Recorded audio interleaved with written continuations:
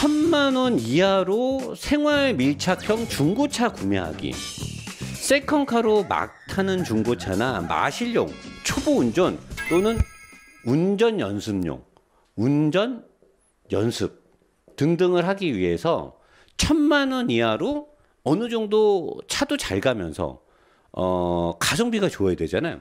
그런 차를 이제 뽑아봤는데, 사실 중고차 시장 가서 대표적인 게 이제 아반떼 또는 뭐 소나타, 그 다음에 경차, 뭐 이런 것들을 주로 이제 1순위 첫 번째로 이런 것들을 뽑아주잖아요. 그래서 여기에 맞춰서 한 거고, 1000만 원 이하로 살 거기 때문에 제가 보는 거는 국산 대표는 아반떼 MD 있어요. MD 2011에서 2013년 10년 내외 안에로 들어가는 거를 제가 뽑아봤고, 8만 킬로에서 15만 킬로 정도 탄 차들이 시세가 500만 원에서 900만 원 하더라고요.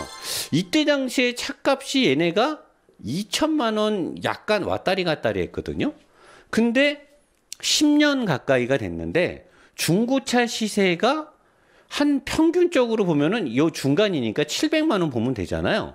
그러면은 2천만 원에 700만 원이면 10년이 지났는데 감가가 약 한 70% 된 거고, 잔존가가 30% 가까이 나온 거예요. 그죠? 수입 대표를 뽑아보니까 BMW 320i 2011에서 13년식하고 아우디 2.0 TFSI 2011에서 2013년식, 얘네들인데 얘네들이 차값이 4,500만 원 전후에 판매가 됐던 차예요.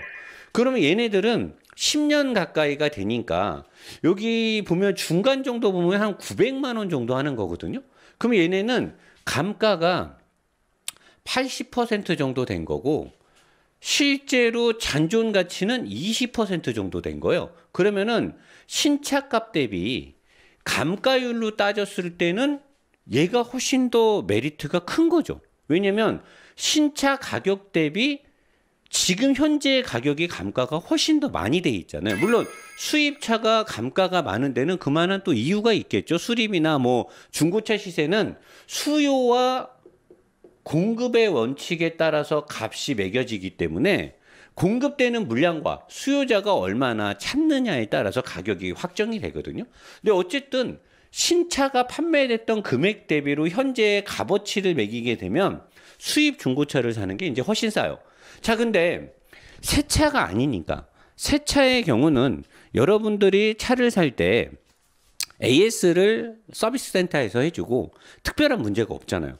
근데 10년 가까이 됐고, 더군다나 만약에 수입차야, 만약에 국산차라도 내가 무슨 뭐 와이프나 우리 엄마나 또는 뭐 내 자식들이 탈 건데, 뭐 오래됐다 쌌다라고 싸니까 그냥 사서 띡 던져줘서 해결될 문제는 아니잖아요. 차가 어느 정도 잘 굴러가야 되고 다니면서 퍼지면 안 되니까 정비에 관련된 것들을 심도 깊게 좀 알아봐야 된단 말이에요.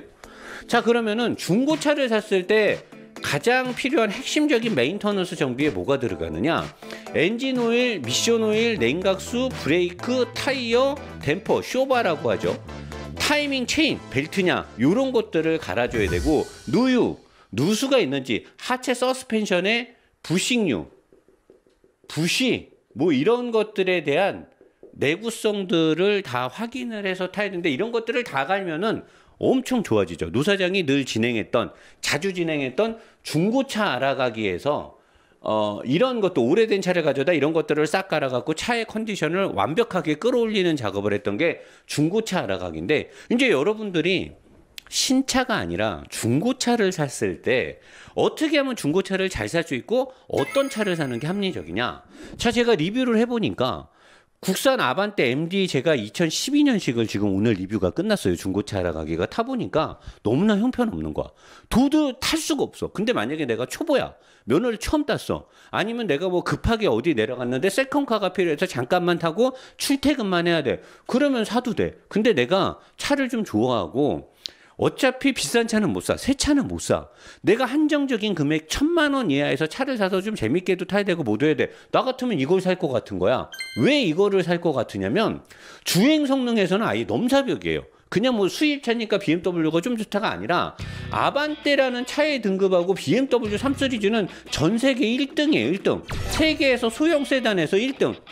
C 세그먼트, D 세그먼트라거나 그 세그먼트에서 1등이고 아우디 A4도 어디 가면 안 빠지는 얘도 거의 뭐 내노라 하면 국대 선수급이죠. 얘도 끝장나지. 그러니까 차의 급수도 아예 차이가 날 뿐더러 얘가 만약에 소나타나 뭐 얘랑 비슷한 등급으로 올라간다고 하더라도 10년 전에 자동차의 세팅 기술에서는 아예 넘사벽이에요. 두 차가, 이 브랜드가.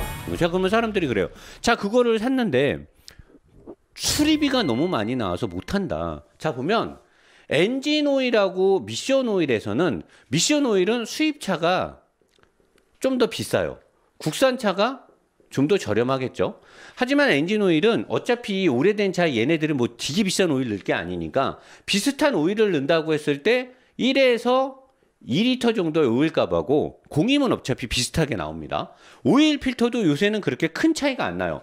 엔진 오일에서는 그렇게 크게 오버되거나 그런 게 없고 미션 오일에서는 한 10만 원에서 많게는 15만 원 정도 오일 교환값이 수입차가 더 나가게 됩니다. 특히나 ZF의 7단 미션이라든가 뭐 이런 게 들어갔을 때 냉각수 별 차이 안 나겠죠? 어차피 같은 등급의 용량만 살짝 차이 나니까.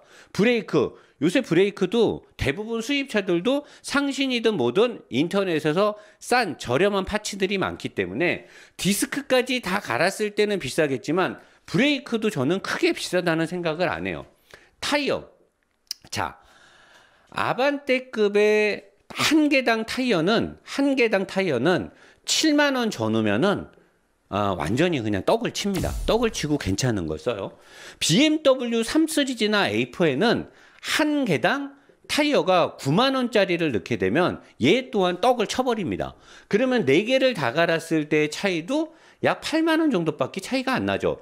여기서도 얘가 뭐 미션 오일에서 한 15만 원 차이 났다 쳐. 엔진 오일에서 한 뭐 5만 원 차이 났다 쳐. 냉각수에서 뭐 한 2만 원 차이 났다 쳐. 브레이크에서도 뭐 한 내가 봤을 때 디스크까지 다 간다고 하면 최대한 20만 원까지 차이가 날 수도 있어요. 그러면 30, 40, 20, 30, 40, 50 여기까지 하는 데 있어서 최대 50만 원이 BMW나 아우디 A4가 아반떼보다 더 돈이 들어가는 거예요. 자, 그 다음에 댐퍼랑 쇼바. 만약에 내 차가 주행거리가 15만 킬로짜리 중고차를 샀어. 15만이니까 승차감이 많이 달라. 승차감이 뭔가 안 좋아. 그리고 하체에서 약간 삐그덕삐그덕 찌그덕 소리도 난다 쳐봐.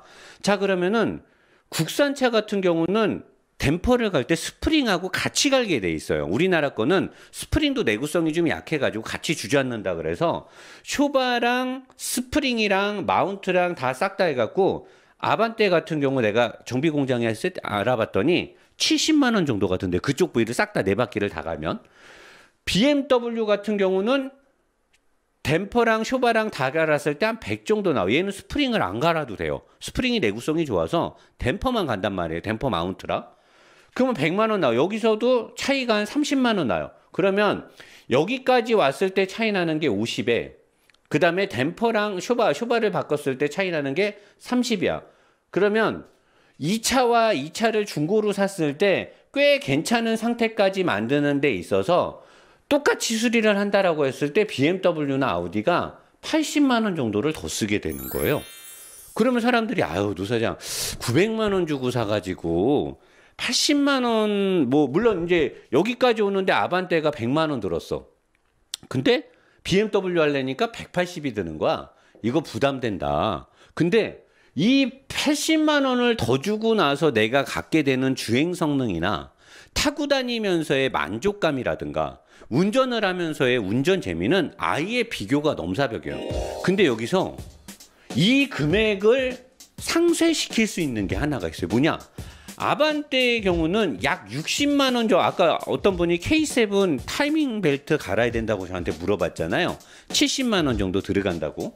아반떼 우리나라 소나타나 아반떼도 벨트이기 때문에 15만 정도 되면 타이밍 벨트를 갈아야 된단 말이에요.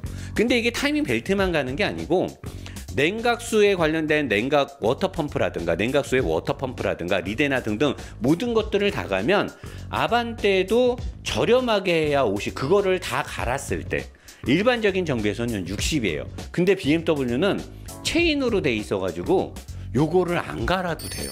그러니까 같이 15만 킬로 정도를 했을 때 아반떼나 소나타나 이런 차들은 타이밍 벨트 값이 5, 60이 또 들어가야 된다는 거예요. 여기서. 그러면 내가 봤을 때 수입이나 국산이나 차 등급에서는 월등하게 차가 2배 이상 더 비싼 거잖아요. 아반떼보다. 신차 값이. 그리고 중고 시세는 감가율이 10%나 15% 이상 더 돼 있어. 그러면 아반떼가 벨트가 아니고 얘는 체인인데 내구성 문제 때문에 얘를 갈아야 될 때 이 정도가 나온대요. HG까지는 벨트가 맞고, 그러면 얘도 안 갈 수도 있는 거예요. 방금 전화 오신 분이 체인이라서 아반떼도 MD는 안 갈 수가 있다. 근데 그러면은 내가 아까 알아본 거랑 나가리네. 내가 아까 HG로 알아봤나 봐요. HG는 벨트여 갖고 갈아야 되는데 MD 내가 지금 비교하는 거는 체인이라서 굳이 갈 필요 없지 않느냐라고 지금 전화가 왔어요. 정정하도록 하겠습니다. 요거 안 들어가도 되겠네요. 좋다 말았네. 현대자동차 선방했네요. 좋다 말았어요. 아반떼 MD는 체인이기 때문에 관리가 잘 된 차들은 BMW나 마찬가지로 체인을 교환 안 해도 된다고 합니다. 그러면은 차이가 좀 나네요. 이게 방송이 갑자기 텐션이 훅 떨어지는. 노사장 같으면 돈 더 주고 그냥 이거 사는데 뭐 이제 메리트는 별로 없는 것 같고요. 뭐 그러네요. MD 사야겠다. 뭐 어쩔 수 없네. MD 사야지. 자, 칠판은 여기까지 하도록 하겠습니다. 이게 더 진행하려고 그랬는데 갑자기 텐션이 훅 떨어져 가지고 그냥 알아서 사는 걸로 하고 자리로 돌아가도록 하겠습니다.